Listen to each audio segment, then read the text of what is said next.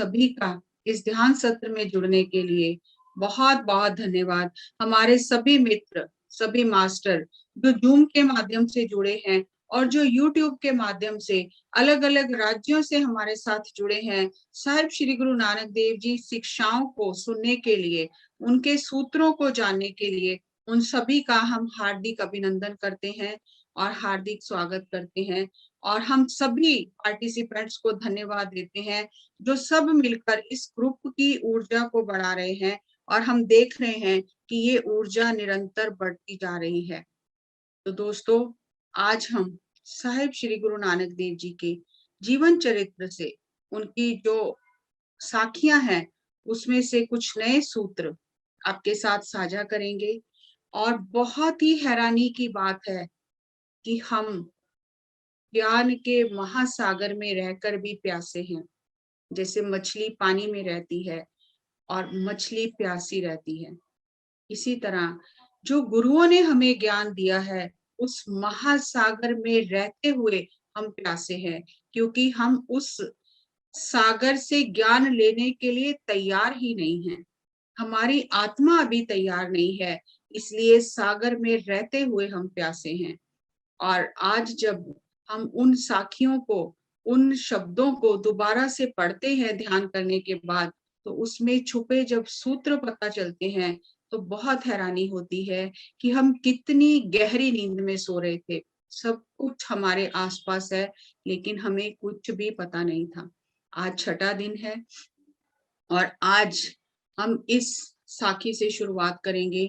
महाअमृत रस क्या है और ये किसको मिलता है, कहाँ से मिलता है, कैसे इस महाअमृत रस को हम पा सकते हैं।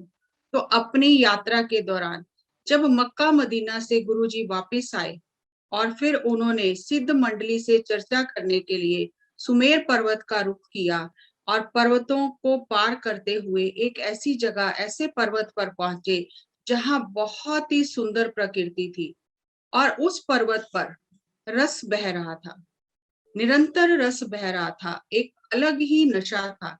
तो मर्दाने ने श्री गुरु जी से पूछा कि ये क्या बह रहा है। तो श्री गुरु नानक देव जी ने कहा, मर्दाना ये अमृत रस बह रहा है।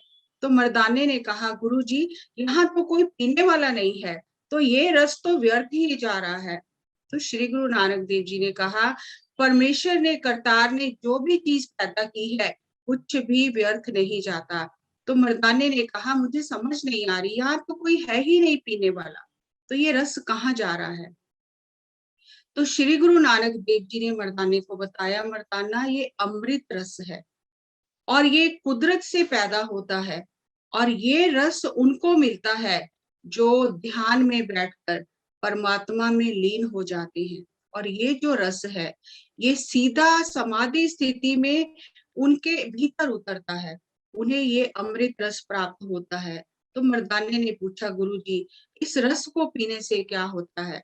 तो श्री गुरु नानक देव जी ने कहा, मर्दाना जिससे ये रस प्राप्त हो जाता है उसकी दुनिया की सब तरह की भूख मिट जाती है, वो एक परमात्मा का ही हो जाता है और उसे तेर मेर अपना बेगाना सब कुछ भूल जाता है, वो परमात्मा में अभेद हो जाता है। और जो साधक सब तरफ से अपना ध्यान हटाकर ध्यान में लीन हो जाते हैं, ये अमृत रस उनकी जीवा पर जाता है।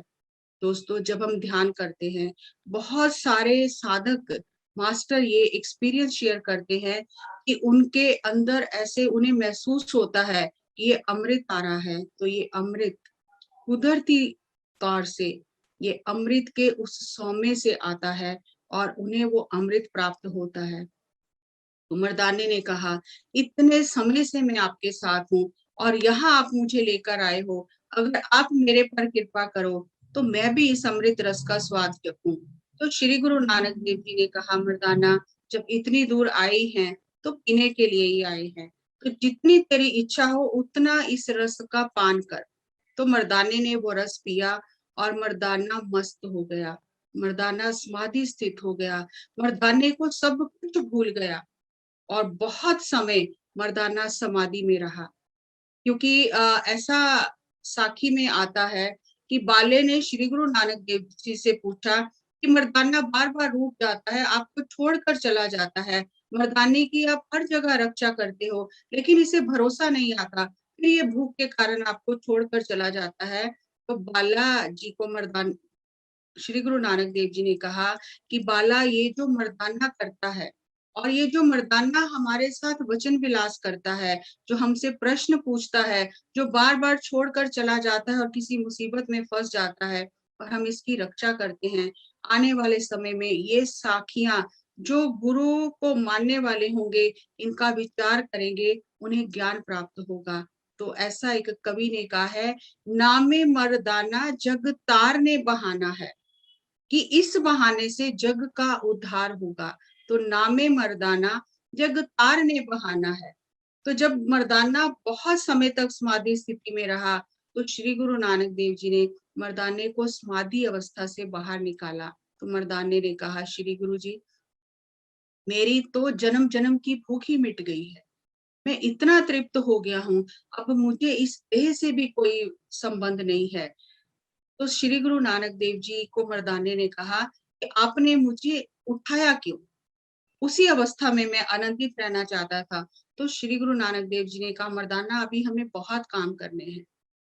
तो श्री गुरु नानक देव जी से मर्दाने ने प्रश्न किया कि जो ये रस पी लेते हैं, फिर वो कैसे हो जाते हैं? तो श्री गुरु नानक देव जी ने कहा, मर्दाना, ये रस पचाना बहुत मुश्किल है। जिनको ये रस प्राप्त होता है, अगर वो ये रस पचा नहीं सकते, तो वो भेष बना लेते हैं, अलग अलग तरह के भेष बनाकर शक्तियों का प्रदर्शन करना शुरू कर देते हैं कि हम पहुंच गए हैं, और फिर वो रास्ते से भटक जाते हैं, अलग अलग तरह की वेशभूषा धारण करके अलग अलग तरह के अपने पंथ बना लेते हैं, और फिर उसी में उलझे रह जाते हैं। ये रस पचाना बहुत मुश्किल है। इसीलिए दोस्तों, सहज मार्ग बताया गया है कि ध्यान के मार्ग में हम जल्दी ना करें कि हमें सब कुछ मिल जाए, रस मिल जाए, हमारी कुंडली जाग जाए, हमारी सारी शक्तियां जाग जाए, क्योंकि जागने के बाद उन्हें संभालना बहुत ही कठिन है। तो श्री गुरु नानक देव जी ने मर्दाने को कहा कि जो ये रस पीते हैं और अगर वो पचा नहीं सकते, इतनी साधना नहीं होती, तो वो फिर भटक भी जाते हैं।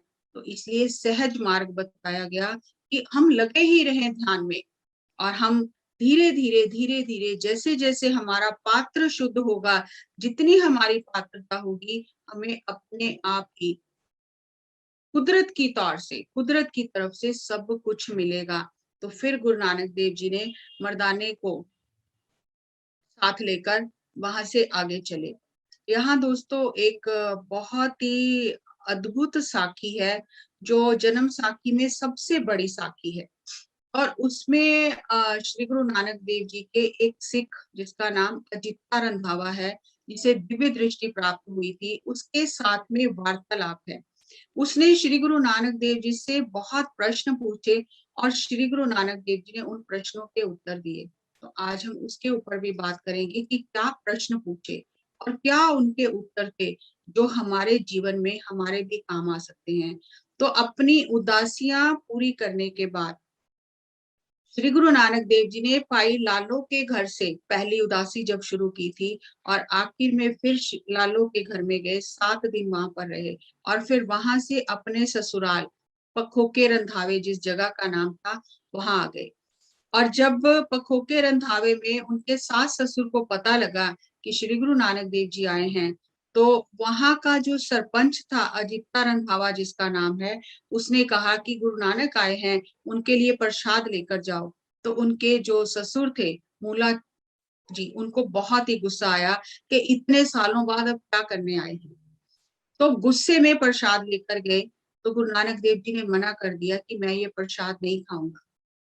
तो फिर अजित्य रंधावे ने देखा कि गुरु नानक देव जी ने मूले का प्रसाद नहीं खाया, तो वो प्रेम से अपने घर से प्रसाद बनाकर लेके गया, और अजित्य का प्रेम देखकर गुरु नानक देव जी ने वो प्रसाद ग्रहण किया। और इतने में उनकी सास चंदो रानी जी और उनकी पत्नी माता सुलखनी जी और छोटे पुत्र श्री लक्ष्मीदास जी भी वहां पर आ गए। और उनकी सासू माँ ने उन्हें कहा कि इतना सब कुछ ठीक ठाक था, परिवार था, बच्चे थे, काम चल रहा था, सब कुछ ठीक था, तो आपने क्या किया, सन्यासियों वाले वस्त्र पहनकर सब छोड़कर चले गए। अब भी कोई बात नहीं, अब भी घर बसाकर बैठ जाओ, तो हमारी बेटी के शायद ऐसे ही कर्म होंगे, तो अब भी आकर बैठ जाओ, अपना घर बसा लो, तो कुछ नहीं गया है, सब ठीक हो जाएगा। और इतने में माता सुलक्षणी जी, जो पत्नी थी साहिब श्री गुरु नानक देव जी की, उन्होंने आकर श्री गुरु नानक देव जी के चरणों पर माथा टेका और कहा, नेत्रों से जल बहे जा रहा है, तो कहा कि मुझे अपने चरणों में रखो और मुझे इन माँ बाप के तानों से बचाओ। अब मैं आपके बिना नहीं रहना चाहती, जहां भी जाओ, या तो यहाँ हमारे पास रहो, या जहां भी जाओ मुझे भी साथ लेकर जाओ। दोस्तों, गुरु और जो सिख बनने के लिए तैयार है आत्मा, चाहे वो संबंध कैसा भी हो, पिता पुत्र का हो, पत्नी का पति का हो, लेकिन गुरु की परीक्षा से सबको गुजरना पड़ता है। वो आत्मा की परीक्षा है कि आत्मा कितनी तैयार हो गई है। तो यहाँ पर साहिब श्री गुरु नानक देव जी ने अपनी पत्नी से कहा कि हमारे पास तो गरीबी है, हमारे पास सुख भोग नहीं है, अगर आपको सुख भोग चाहिए तो आप यहाँ पर रहो, लेकिन हमारे पास तो गरीबी है। तो माता सुलक्षणी जी ने कहा कि मुझे ये जो आपका साथ है, यही मेरे लिए सृष्टि का राज है, मुझे आपका साथ ही चाहिए, मुझे कोई सुख भोग नहीं चाहिए। तो श्री गुरु नानक देव जी वहां पर 2 महीने रहे और फिर उसके बाद करतारपुर आ गए, जो कि गुरु नानक देव जी के वहां पर घर बन रहा था। तो अपने पत्नी को लेकर, अपने छोटे बेटे को लेकर करतारपुर आ गए। और करतारपुर आने से पहले अजित्य रंधावे से गुरु जी के बहुत प्रश्न उत्तर हुए, और अजित्य रंधावे ने मूले चोने को कहा कि अभी भी इतना गुस्सा कर रहे हो, जब आपको सब तरफ से ये पता चल रहा है कि नानक कोई आम इंसान नहीं है, सिद्ध पुरुष है, तो आप थोड़ा विचार करो और इस गुस्से को मन से निकाल दो। तो मूला चोना जो थे, उनका समय आ गया था, आत्मा के जागने का समय आ गया था, तो सोचने लगे, विचार करने लगे कि सारी दुनिया तो गलत नहीं हो सकती, इतना गुरु नानक को सब याद करते हैं और इतना उद्धार किया है, तो मेरे ही समझने में कोई गलती है। तो पूरी रात विचार करते रहे, विचार करते करते आखिर उन्हें जाग गई आत्मा, और फिर गुरु नानक देव जी के पास गए और जाकर क्षमा मांगी कि हमारी भूल क्षमा करें, हमने आपको बहुत अपशब्द कहे, बहुत बुरा भला कहा, आप हमारी भूल को क्षमा करें। और यहाँ पर दोस्तों बहुत गहरे सूत्र हैं। एक तो माता सुलक्षणी जी ने श्री गुरु नानक देव जी से मांगा कि मुझे आपका साथ चाहिए, मुझे राजभोग सुख नहीं चाहिए। और दूसरा, मूला जो उनके पिता थे, मूलचंद जी, उन्होंने यहाँ श्री गुरु नानक देव जी से जो वार्तालाप किया, उन्होंने कहा कि परमात्मा सबको अवसर देता है, उस अवसर का हम लाभ कैसे उठाते हैं ये हमारे ऊपर निर्भर करता है। उन्होंने कहा कि मुझे ये अवसर मिला कि मैं आपके पुत्र, और मेरी ही बेटी थी, आपकी पत्नी बाद में बनी, वो मेरी ही बेटी थी, मैं प्रेम से उन्हें अपने घर रख सकता था, मैं पूरी तरह से संपन्न था, लेकिन मैंने गुस्से में सब कुछ खराब किया, और मैं उन अपनी बेटी को भी ताने देता रहा, और मैंने जो प्रेम से काम किया जा सकता था वो मैंने गुस्से से किया, और मुझे आप क्षमा करें, मैं उस अवसर का लाभ नहीं उठा सका, ये मेरी भूल है।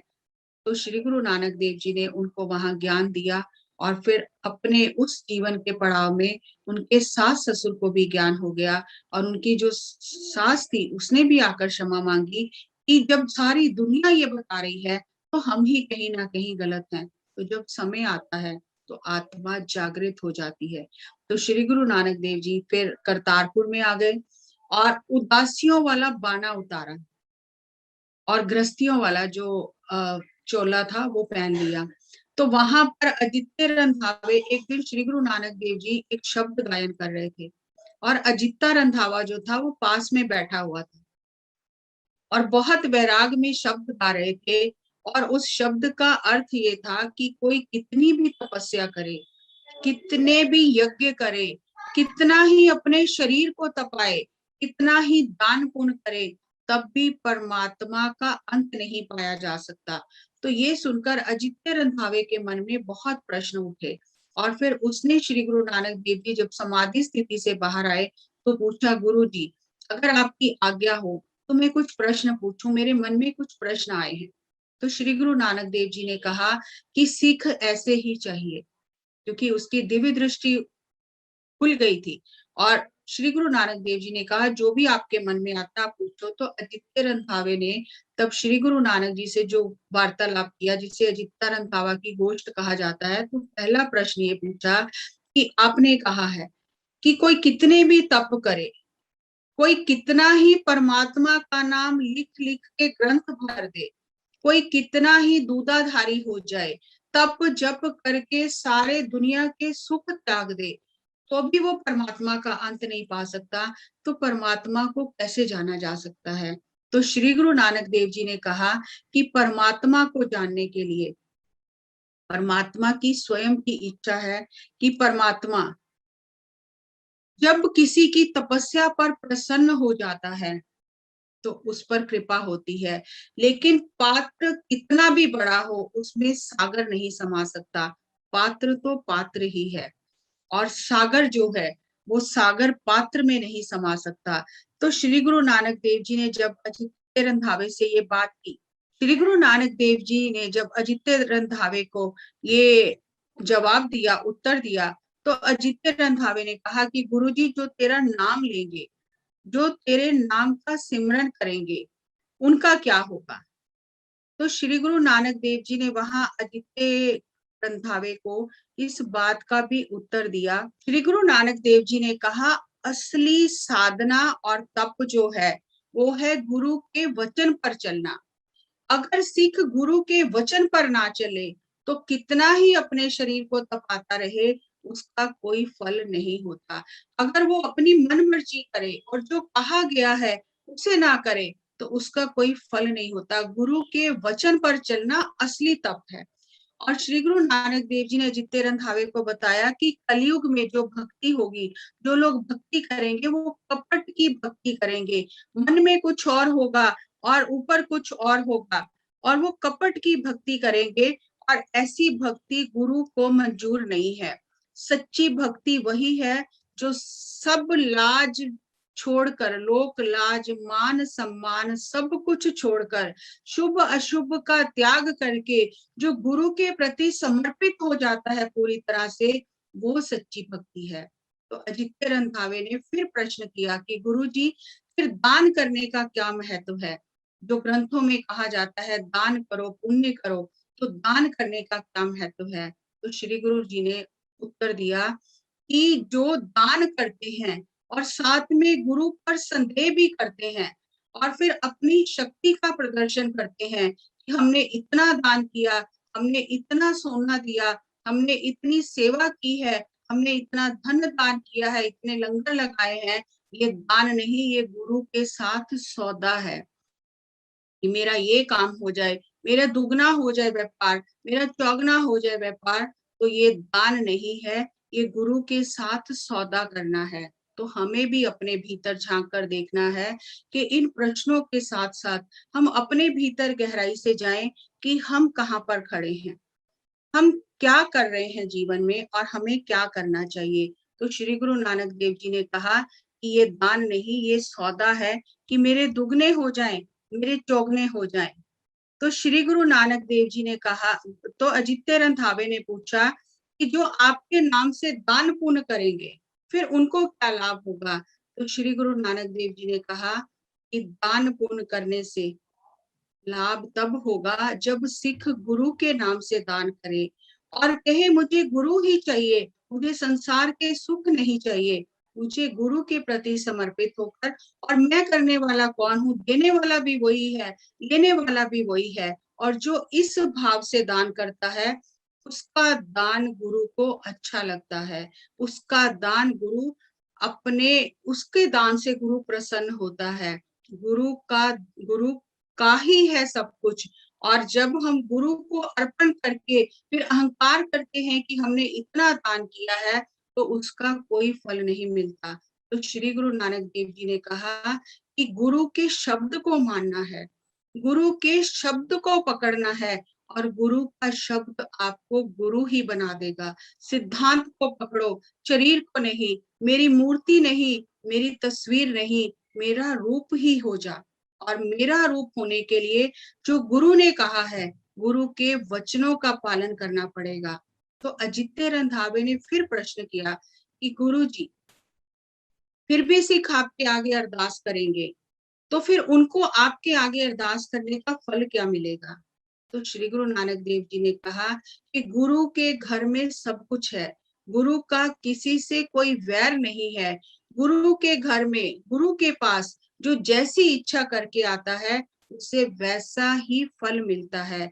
अगर कोई गुरु से संसार के सुख मांगता है, उसे संसार के सुख मिल जाते हैं। और जो गुरु के मार्ग पर चलता है, जो गुरु से ज्ञान मांगता है, तो उससे ज्ञान प्राप्त होता है। जो सेवा सिमरन में रहता है, ध्यान करता है, गुरु के बताए हुए मार्ग पर चलता है, उससे तीनों लोकों का ज्ञान मिल जाता है, और वो जन्म मरण के बंधन से मुक्त हो जाता है। और समय ऐसा आएगा कि कलयुग में लोग शब्द पढ़ेंगे, अरदास करेंगे और कहेंगे हम गुरु नानक के सिख हैं, लेकिन वो जो गाएंगे, शब्द पढ़ेंगे, जो तेरा नाम लेंगे, उनको क्या फल होगा? तो श्री गुरु नानक देव जी ने कहा कि कलयुग में ऐसा समय आएगा, घर घर गुरु बन जाएंगे, हम गुरु हैं, हम गुरु हैं, और जो भी कोई उनके पास आएगा उसे उपदेश देंगे, लेकिन खुद उस मार्ग पर चलेंगे नहीं, खुद वो उपदेश को कमाएंगे नहीं, उसे जीवन में नहीं उतारेंगे। तो गुरु ऐसे लोगों का, ऐसे साधकों का, ऐसे शिष्यों का, सिखों का भरोसा नहीं करता। गुरु को वो बिल्कुल भी भरोसे लायक नहीं लगते हैं। जैसे एक कोई शाहूकार होता है, वो जब लोगों के साथ में व्यापार करता है और उसे पता चल जाता है कि ये व्यापारी झूठा है, तो फिर आगे से वो उस पर भरोसा नहीं करता।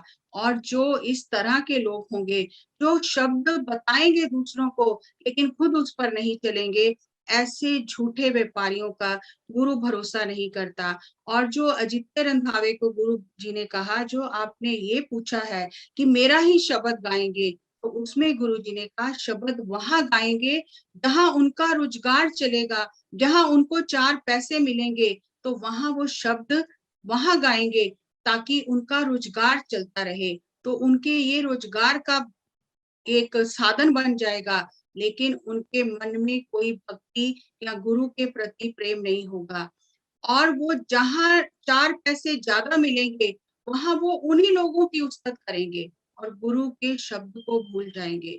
तो अजित्य रंधावे ने इस तरह बहुत सारे प्रश्न किए, और फिर वहां अजित्य रंधावे को श्री गुरु नानक देव जी ने कहा कि बाबर ने हमसे आशीर्वाद लिया है कि मेरी पीढ़ी चलती ही रहे, और प्रसन्न होकर उसे आशीर्वाद दिया है। तो यहाँ पर श्री गुरु नानक देव जी ने अजित्य रंधावे को आने वाले समय में क्या क्या होगा सब कुछ बताया, कि मेरे बाद और 9 जामे गुरु के होंगे, और उन सारे 9 जामे जो 9 गुरु बाद में होंगे, उनके समय में क्या क्या होगा, सब कुछ अजित्य रंधावे को खोलकर श्री गुरु जी ने बताया।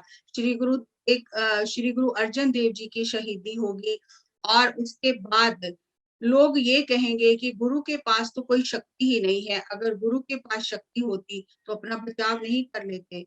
तो गुरु के ही निंदा करनी शुरू करेंगे, और जो गुरु की निंदा करेंगे वो कितना ही दान पुण्य करें, कितना ही तीर्थ यात्रा करें, कितना ही जप तप करें, गुरु की निंदा का, साध की निंदा का जो फल होता है, वो जन्मों जन्मों तक उनका पीछा नहीं छोड़ता है। वो उन्हें अपने जो बुरे कर्म हैं उनका फल भोगना पड़ता है।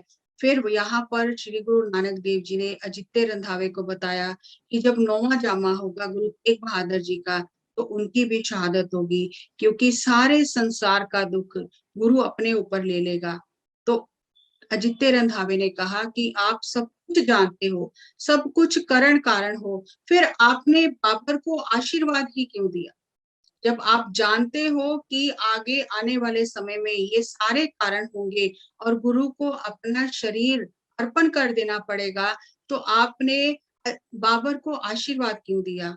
तो श्री गुरु नानक देव जी ने कहा, परमेश्वर की ऐसी ही मर्जी है, परमेश्वर की ऐसी ही लीला है, ऐसा ही होना तय है, क्योंकि पवन, पानी, अग्नि जो 5 तत्व हैं, ये परमात्मा के आगे प्रार्थना करते हैं कि अगर गुरु अलोप हो जाएगा धरती से, तो हमारा तो जीवन ही खत्म हो जाएगा, ये धरती ही मिट जाएगी।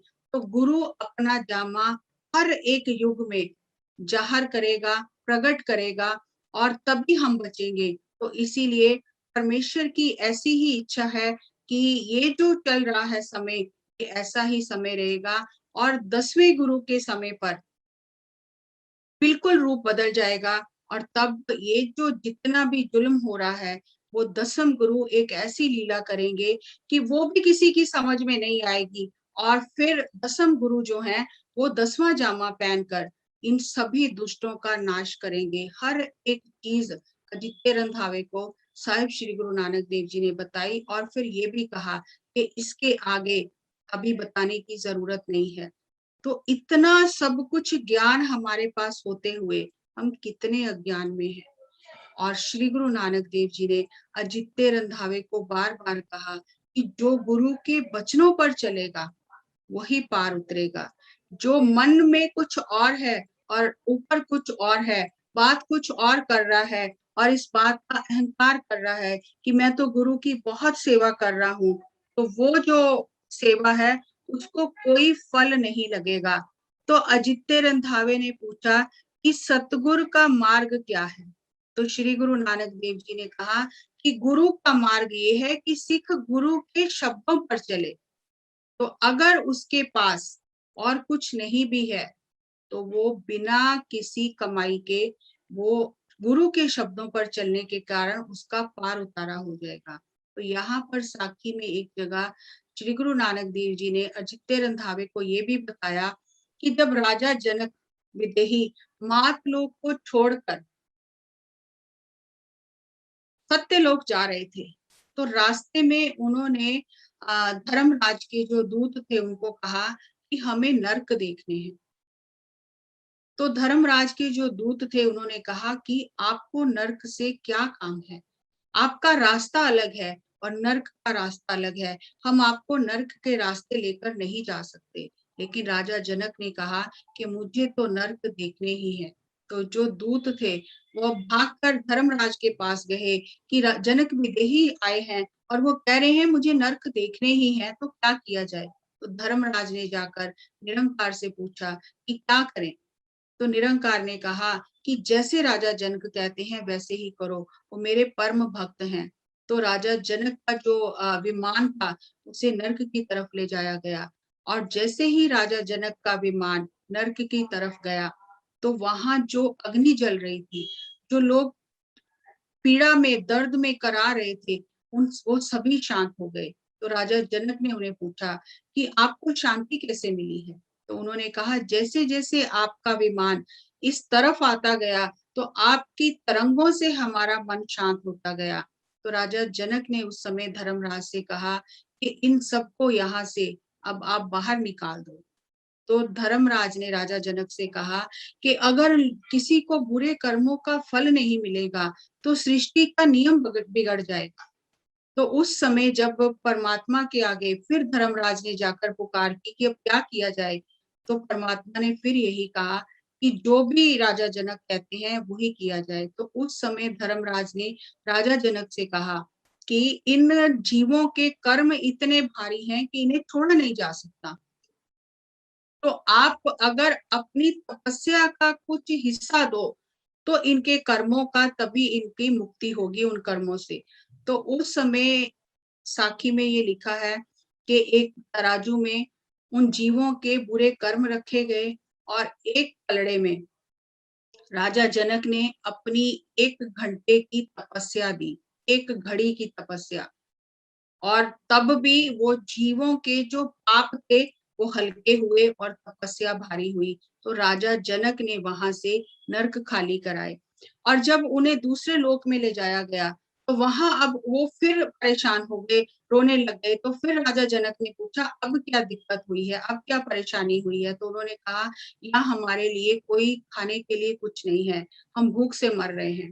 तो जब फिर जाकर राजा जनक ने परमेश्वर के आगे प्रार्थना की तो परमेश्वर ने कहा कि इन सभी जीवों को मातलोक पर ले जाओ और इन्हें धर्म कर्म सिखाओ, इन्हें करुणा प्रेम दया सिखाओ, इन्हें शुभ कर्म करना सिखाओ। और जब ये शुभ कर्म अर्जित करके वापस यहाँ आएंगे तो अपनी अपनी साधना के अनुसार ये अपनी अपनी जगह पर चले जाएंगे, तभी इनकी कल्याण होगी। तो साखी ये कहती है कि राजा जनक ने वो जो नरक खाली कराए थे, फिर राजा जनक फिर दोबारा मातलोक पर आए और उसी कड़ी में श्री गुरु नानक देव जी कहते हैं कि उसी कड़ी में अब आगे 10 अवतार हुए और इन 10 अवतारों के समय वो जो नरक से जीव निकाले थे, जो जो जीव सुधर जाएंगे, जिनकी आत्मा जाग जाएगी, जो पुण्य कर्म करना सीख लेंगे, जो गुरु के वचनों पर चलना शुरू करेंगे, उनकी कल्याण हो जाएगी, उनकी मुक्ति हो जाएगी।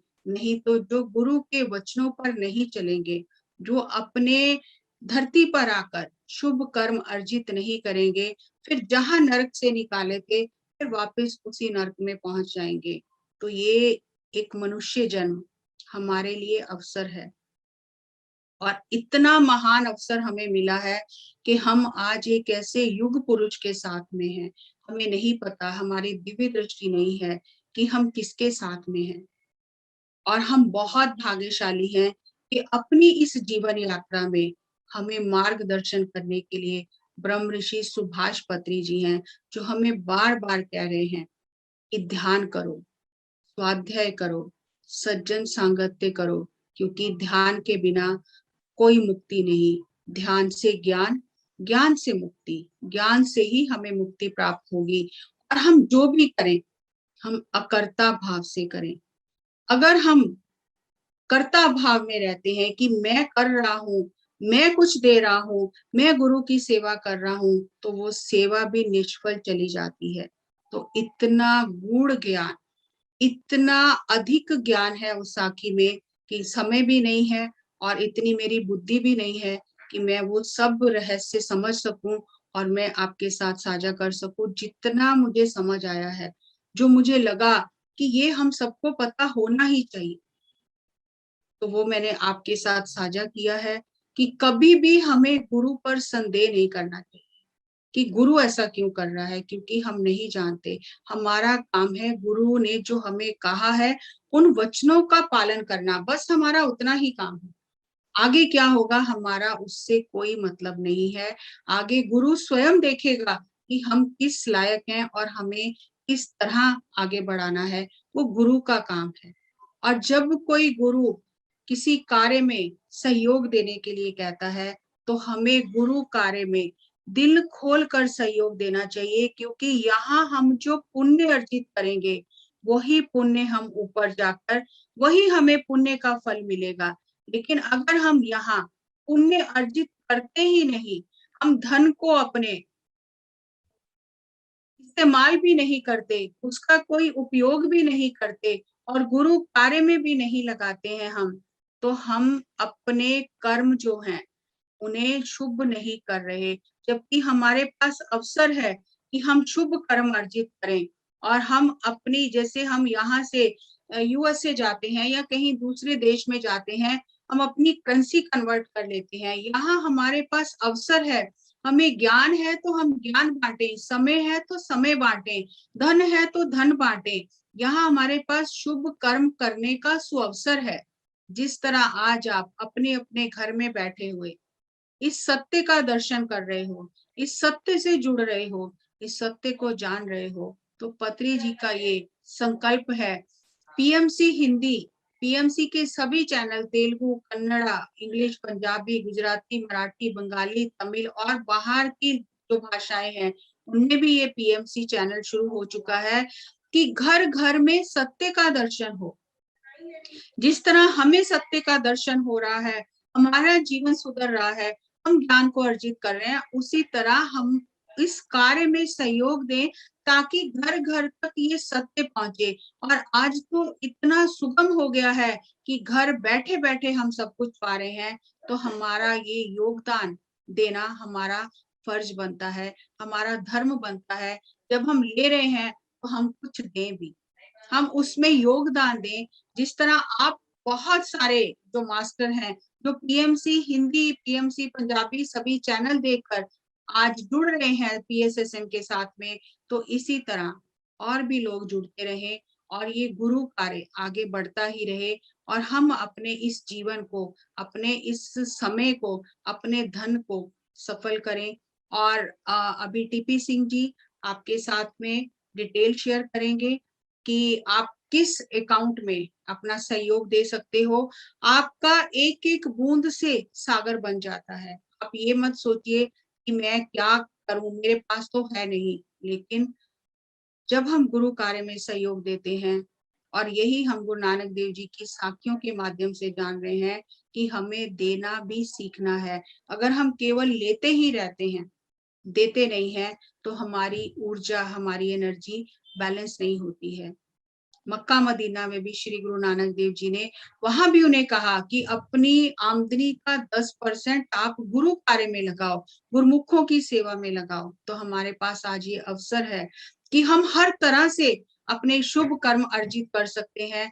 हम ज्ञान बांट सकते हैं, हम अपने ध्यान के अनुभव शेयर कर सकते हैं, हम समय दे सकते हैं, हम श्रम दान कर सकते हैं, हम धन दान कर सकते हैं। तो हम इस अवसर को ना चूकें और हम इस धरती को स्वर्ग बनाने में अपनी अपनी आहुति दें। तो आप सभी का बहुत बहुत धन्यवाद जुड़ने के लिए।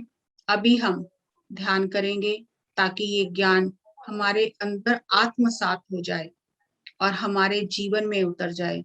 तो हम सब आंखें बंद करके मधुर संगीत के साथ सांसों के साथ एक हो जाएंगे। आती हुई सांस, जाती हुई सांस। असली ज्ञान वही है जो हमारे जीवन का हिस्सा बन जाए। असली ज्ञान वही है जिसे हम जीवन में उतारें।